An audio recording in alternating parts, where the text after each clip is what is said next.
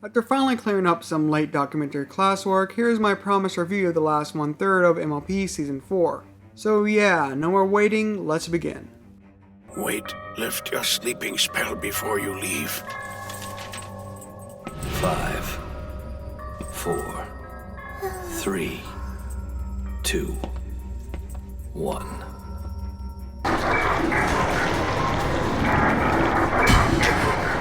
What kind of magic is this?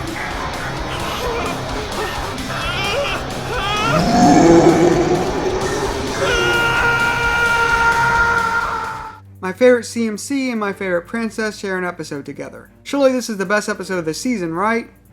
Yeah, no. Sure, the dream sequences were aesthetically amazing. Polsky, I feel, also nailed the adult characters in the episode. This is the best characterization of Luna's personality yet, well, in the show itself. And we get to see some nice development for Rarity as an older sister figure. However, I stand by what I said at Twilight time, and I feel Polsky struggles to write younger characters, particularly Sweetie Belle, which he seemed to be trying to change from the shy performance who idolizes her sister into a spotlight-obsessed little brat who writes, directs, and stars in her own play for maximum ego points. That is not something Sweetie Belle would do, that is more Diamond Tiara. Sweetie Belle, I think you should be the singer. What? No way I'm singing in front of a crowd. I directed it, I'm in it, I made the costumes. It's just that this is really my time to shine doing something completely myself.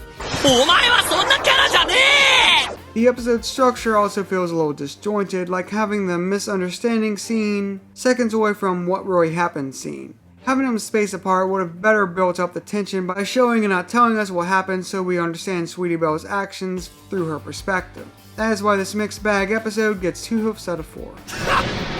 Did you seriously think you'd be able to defeat me using some kind of stupid illusion? Leap of Faith, or as I like to call it, Bird and Hoof 2.0. Confused? Well, what I mean is this episode not necessarily is bad, but is extremely forgettable. It's not that I hate the episode, as it made AJ officially Hank Hill. When some pony says something's too good to be true, it usually is. And gave her generally good conflict for her character. However, the episode is rather bland and forgettable to the point that I actually forgot about when I first brainstormed this list. Yeah. And with Skype conversations I've had from other analysts, I know the sentiment that this episode is forgettable is not just my own. One of the biggest contributors to this is the key character for this episode is easily the worst and most unnoteworthy of them all. Pinky had Weird Al Yankovic, Rainbow Dash had the bucking Wonderbolts, Rarity had the adorable Coco Pamel, and Fluttershy had great chemistry with Seabreeze. This guy is not really comparable to those. And it's really just a plot device for the key storyline and the snake oil salesman cliche. The episode's fillery nature is why I give it 2 hoofs out of 4.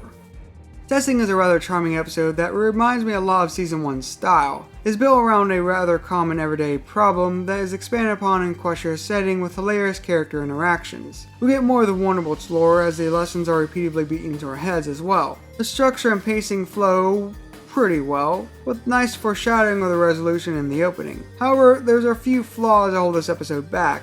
One being Rainbow Dash comes off as rather stupid in the episode, when she really was not supposed to. That was sort of the whole point. She's not stupid, just learns differently. I feel some of those facts that she had to cram learn should have been a little bit more complex, and less elementary school level. The rewind sequences were also reused and slowed down the narrative's pacing near the end. Also, I feel there should have been more showing in this episode in regards to the Wonderbolts. The most we get is a classroom and the grading bolt. Imagine if Spitfire herself dropped off the Wonderbolts reserve application, and also instead of flying to Rainbow Dash's house, they fly over to the Wonderbolts base where she learns a lesson along the way. This, in theory, is a huge character development for Dash as she apparently joins the Wonderbolts. Partially. Yet they are hardly in it at all. Still, this is a nostalgic episode that reminded me a lot of Season 1's narrative style, so I give it 3 hoofs out of 4.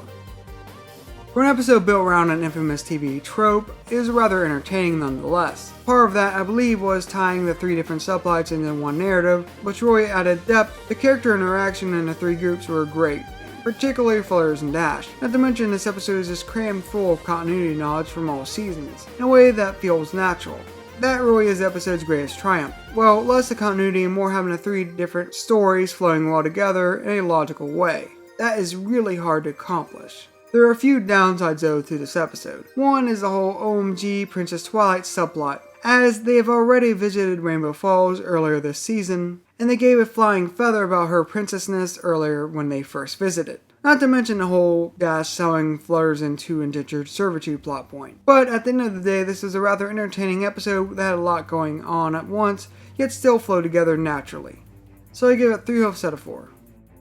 Like I mentioned in my Spike video, he is a supporting character and should rarely be given his own episodes. And when he does, they better be focused on key character development. His relationship to Rarity falls into that category, which is what makes this episode work. Spike learns a lesson that changes the status quo with Rarity from him learning no is the most important thing you can say to the one you love and care about the most. Relationships thrive by giving each other what you emotionally need and not what they emotionally want. Add to this some nice crazy Rarity humor and we have the best Spike episode this season. Whoa! I'm thinking we go by chariot! Or as everyone will soon be calling them, Rariot! My one real negative was Spike was extremely delusional to the point of being annoying. Aloysius was definitely the audience's surrogate throughout the episode. Why would I do anything with your book? We're friends! It was probably the owl. So for a Spike episode that focuses on actual important development, I give it 3 hoofs out of 4. You are known throughout my empire as great and honorable, Spike the brave and glorious. Isn't that awesome? You're a big shot here, Spike. See that? That's you! Hello, gorgeous. They know I saved the city. They know I won the war. On the other hoof, we have an example of a bad Spike episode by treating him like a main character with Equestria Games. Like I explained in my Spike video, as a support character he does not have what it takes to hold an episode on his own unless it focuses on key defining aspects of his character like his dragon past or his crush on Rarity. Giving a support character the spotlight in an episode built up for 2 bloody seasons is simply a recipe for disaster, or to be specific, a massive flop. Add to this a retread of confidence issues for Spike and Polsky's troubled writing for younger characters, and we get painful moments like these. Yeah, we love the town because it's so cool and we like to fly really fast and everything like that. I kinda wish this was over cause it isn't yet. What saves this episode, however, is that it does have a great B story with the Equestria Games themselves. Watching Ponyville go for the gold and, well, medal count was a far more interesting story than anything to do with Spike, though I'll admit the climax with him was pretty decent. In the end, however, we have a story that we have waited years for being reduced to a B story for a support character that most don't really care about.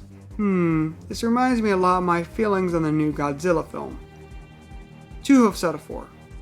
I've already covered my core thoughts on Twilight's Kingdom. Though my opinion has dropped slightly, it still earns 4 hoofs out of 4. It pushes the action to where the series has never gone before, and Discord's development was rather interesting to say the least. However, while the best season opener and closer for a while is still not my favorite of those, as the more traditional MLP elements I've come to love, like the songs and character interaction of the main 6, was lukewarm. For the most episode, the rest of the main 6 really didn't do much. And Celestia's Don't Tell Your Friends idea actually made me hate her, for the sheer face palminess of that decision.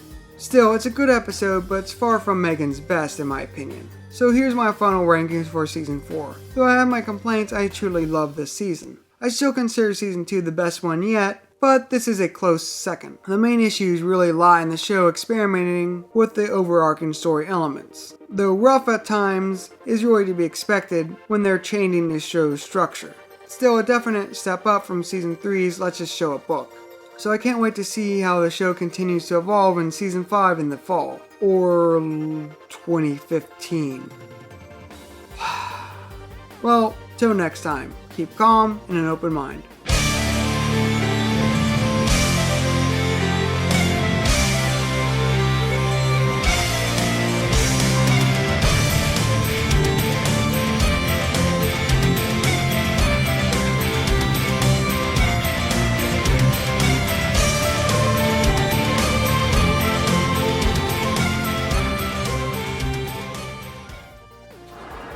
Embrace your feelings of malice and share them with me.